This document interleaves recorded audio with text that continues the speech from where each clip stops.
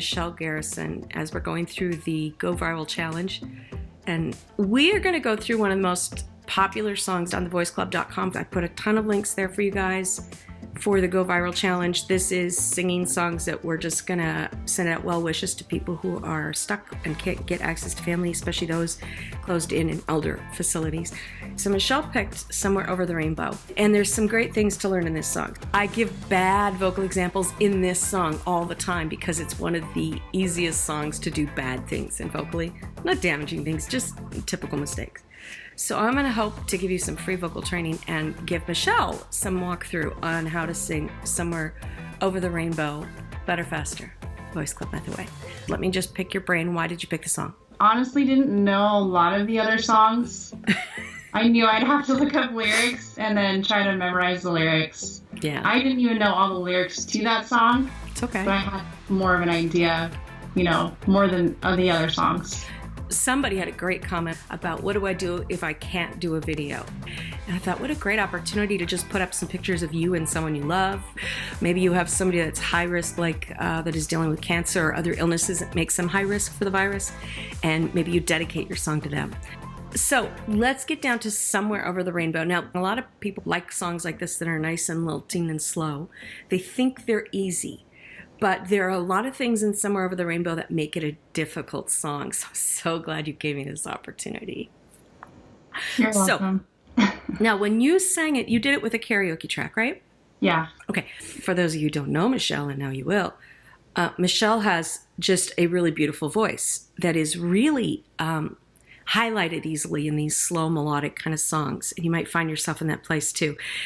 So with Michelle, we're building power, we're building strength, and this song doesn't give her an opportunity for that, but there are some things in this song that Michelle's going to put in place that are going to engage more vocal muscle, that are going to make this song sound better than it would even in a normal, beautiful voice. Even though Michelle's been training me for a bit, and she's changed a lot of vocal habits, when we pull up a song that we have an old memory attached to, our old vocal habits are attached to that too. So when we pull up that song, we may be singing differently now. You're learning things, you're growing. You go pull up an old song you haven't sung for years, you'll find that you'll sing it the way you used to sing it. So that's what I'm hoping will happen a lot for Michelle, because then we'll have a lot more to teach from. Okay? Okay. Just do whatever your old brain brings you to. It's a nice track. Yeah, it was a nice track. Anything that starts with piano. Points. Somewhere over the rainbow, way up high, there's a land that I've heard of once, a lullaby. Somewhere over the rainbow, skies are blue, and the dreams that you dare to dream really do come true. Someday I wish upon a star and wake up where the clouds are far behind me,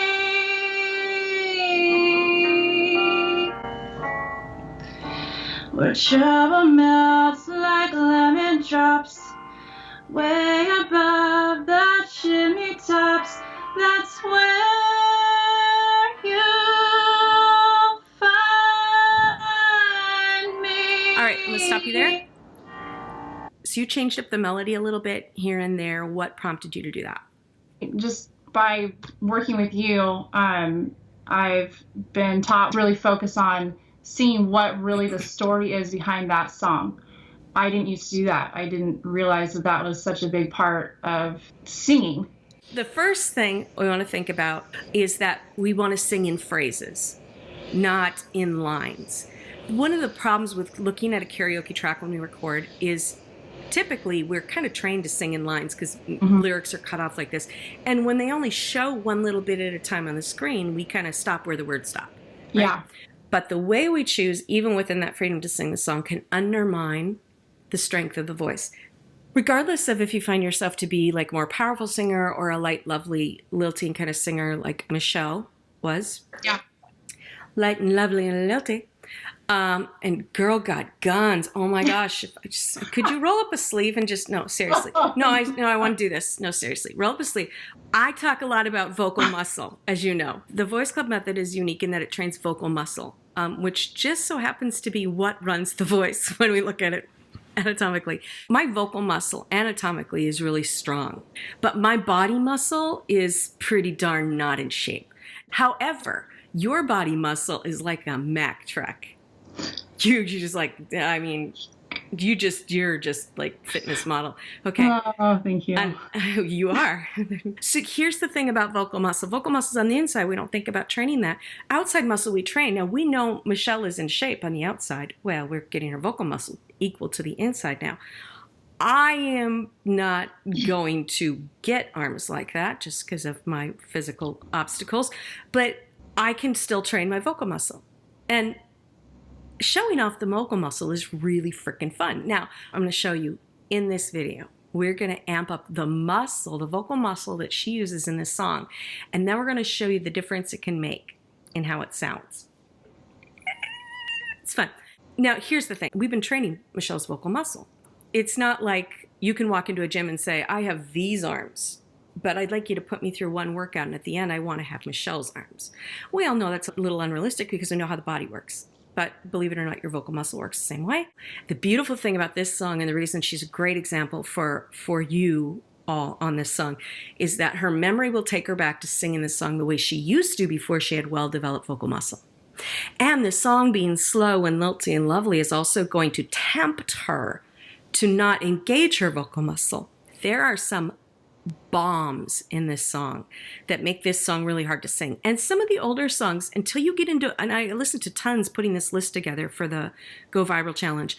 If you look back in history, people used to sing a lot more difficult songs than we do now. The more vocal education has been around, the less people can sing and the less they can do things. Somewhere Over the Rainbow was written back when songs were more complex because people weren't taught how to sing. It didn't ruin them, and they could actually do those things. I don't care what key this is in. A lot of people focus on what key can I sing in.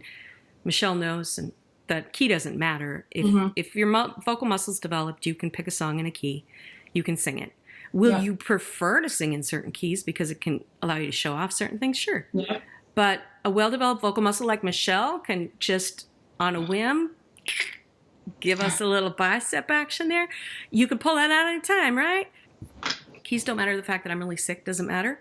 All of that stuff doesn't matter. I have vocal muscle. Is it going to perform at its best? No, but it's there. Just like you're not in your special, workout uniform, whatever that is, whatever they call those there at the gym. You actually give great analogies. Great analogies. Yeah. The vocal muscle that's trained is there. It's underlying. So if you're in shape right now. If you had a typical cold or general flu or whatever, and you were going out and you still had to go do something athletic, could your body do it? It could. Would you feel your best? No. Would you do your absolute best? Probably not. But your body would still be able to do it because you had invested in building all that muscle, right? Yeah. And it knows, and the coordination, the flexibility of the muscles groups know what they're doing. Same thing with the voice. I'm going to tell you the number one bomb that this song has, and it is right out the gate, which is why as soon as people sing the first line of this song, they say it's too hard for me. Yeah. Somewhere. That's an octave jump. An octave jump just means that you're taking one note and repeating it. It repeats higher. Dum dum ba da da da da da da dum bum. It's the same note. It's just higher. The interesting thing is that, like I said, back in the day before vocal education had evolved into what the mess it is now, everybody sang better. Everybody sang more complex songs. Singing that octave jump right out at the gate, that song was no big deal for anybody, whether they consider themselves a singer or not. Now you go, oh, that's a high note. I can't do that. And it's because it's a jump. It's an interval jump, right? In fact, national anthem, that's why it's so hard. It's an old school song and it covers more territory and people are terrified of it. So, somewhere over the rainbow, skies are blue. The number one thing people do to keep themselves from being able to even attempt it is they get scared. They run up to the end of the diving board and they stop. You didn't do this on the first line, which made me happy, but the first thing we have to do, and everybody needs to do when you see a jump coming up in a song, do not stop. Somewhere. Okay. The second thing that really makes this song and a lot of slow songs hard is we haven't engaged the muscle. So this would be like, I'm going to hand you a 50-pound barbell, but you've never trained those muscles to really handle 50 pounds. Those two groups of muscles aren't sure how to really negotiate that job. But I want you to pick it up and I want you to pick it up fast. Chances are you may strain a muscle, but it would be awkward, right? And most people would pick it up and like try to get the rest of the body, like the bone structure and like the rest of the back to get into it, to pull that thing up. Yeah. That's what I would do if I had a 50-pound weight, because these muscles aren't trained. They couldn't do that. My broken back would try to get into it. And then I would have all sorts of health issues on top of what I have. So we don't want to do that. What do we need when we have to pick up weight? And picking up, singing notes is picking up weight for the vocal muscle. We have to engage the muscle. Now, if I go somewhere over the rainbow by bow, I'm really struggling to make that word just come out. But if I go somewhere over the rainbow, skies are blue, I could sing for another line, maybe 6:22, probably more. And it feels easy because we've done what we need to do for the body. We've engaged the muscle. Somewhere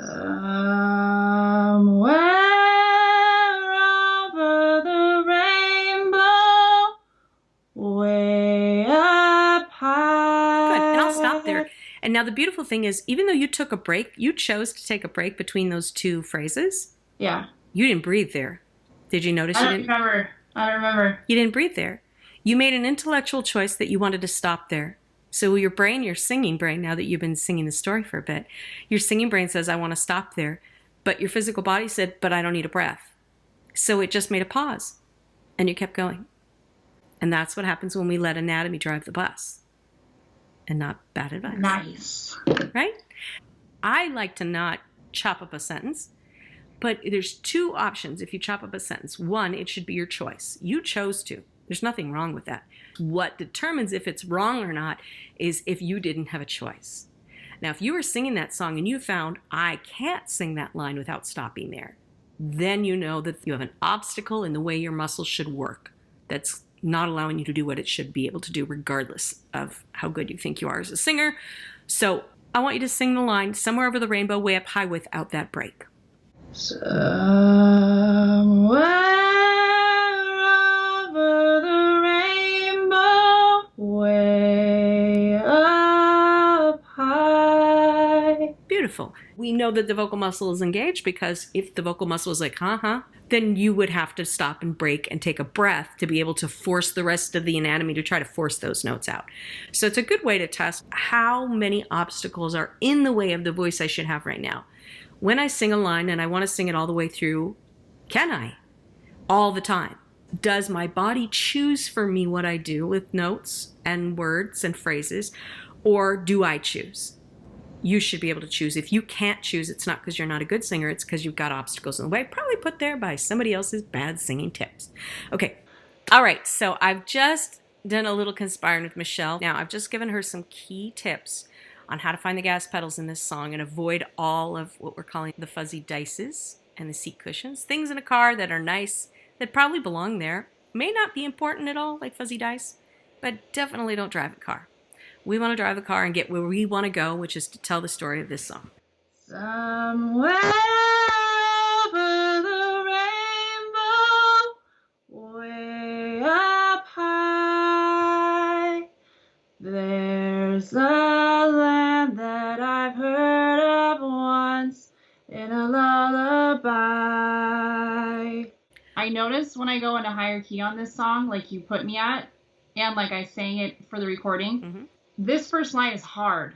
when I go higher. When I'm lower, way easier. Well, yeah, because the way that we've been misinstructed to sing tells us that the higher a note seems, the harder it is functionally, which is not actually anatomically true. When you pick up a 25-pound barbell from to the west, to the east, to the north, to the south, at a 45-degree angle, the muscle's still doing the same motion, right? All of those things are in different perspectives, but the function is still the same. The problem is that we've been misinstructed that because a note looks, feels, or sounds high, that it's hard. Therefore, our brain pulls up that misinformation because it's had a long track record in our head. And the brain says, wait a minute, that sounds like danger to me. Yeah. Because what I've been told is that this is going to be hard. And then guess what happens anatomically when the brain says that? Then it says, wait, muscle, I'm not sure I can give you permission to do that move. And the muscle is waiting on that. But meanwhile, you're singing and the next note is coming because the measure is ending. What happens is the note doesn't come out right because there's still an argument going on between the information in the brain, what the anatomy can do, wants to do, is willing to do, is able to, is like, dude, can I make the jump? Can I do it? But the brain, because of misinformation and a long history of it, will stop the anatomy from doing what it can do. So absolutely. So when your brain stops and goes, you can thank all that misinformation for that. Yeah. When you understand your anatomy and you know how to train it to be strong and flexible and coordinated and all of those things, the next step, and this happens in a fraction of a second in your brain, all of this stuff, your brain says, wait, I've been told that this is going to be hard for me. It stops the anatomy. Then the brain questions because it's had a different experience. But then when you know more than that, then the brain quickly goes to, oh, duh. The anatomy is sitting here going, guys, can I do my job here? Ta, flip, and da. Yeah. The beautiful thing is your talent, your anatomy is just sitting there going, dude, you've been working me out. I look great in this little vocal swimsuit. Yeah. Can I go on the beach or not? Right? And my job is to say, now that I've enabled you to know what the vocal swimsuit looks like, identify the sunny day, and know that you're fit enough to go out and look good, how can I train you to make the decision to go from, I don't know, should I really go on the beach, to in the water? How can I make that process faster? Once I started recording my song last night, like all day, last couple days, I've just been like blah, like pretty much everybody else, just like depressed, tired, didn't want to do anything yesterday. And then I started recording my song and I felt the difference. You know what I mean? Like it was enjoyable. I was doing something fun for me. And I felt the difference after I got done singing. I was like, wow, it was amazing. It is singing. Somewhere over the rainbow, blah, blah, blah. Pick a key. I don't care. I want you to sing the whole phrase, beginning to end, no stops. Just go ahead. I want you to step on the gas pedal where we've identified the gas pedals or the secondary. Sing it through.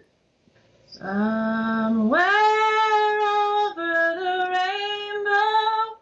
rainbow, way up high, there's a land that I've heard of once in a lullaby. Somewhere over the rainbow, skies are blue, and the dreams that you dare to dream really do come true. All right, stop there. Was that any easier than the way you sang it when you recorded it the first time? Yes, it was. Somewhere over the rainbow, way up high, there's a land that I've heard of once in a lullaby. Somewhere over the rainbow, skies are blue, and the dreams that you dare to dream really do come true. Just as easy? Yeah, that second somewhere was harder. I don't know if you heard that or not. No, you fixed it. Yeah. So much easier than the first time you sang it on the video? Yeah, sure. Uh-huh. Okay. We need to know where the gas pedals are so that we're not stepping on fuzzy dice. We're not stomping on seat cushions. We say the vehicle is going to go and tell a story. It's going to go through the countryside, through all of this visual stuff we think in our head that's going to tell this story. How do we get it to go?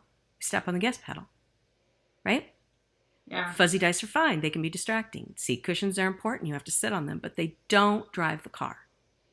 Now let's ramp it up. Storytelling. You know, I love to sing the story, not the song. Once you go through the 4 steps that I've outlined, I want you to look at the words and decide what the story is that you want to tell your audience. And in this case, we're telling people that need to be cheerful. Why? Because just the benefits of singing are the same medical benefits we get from listening to singing.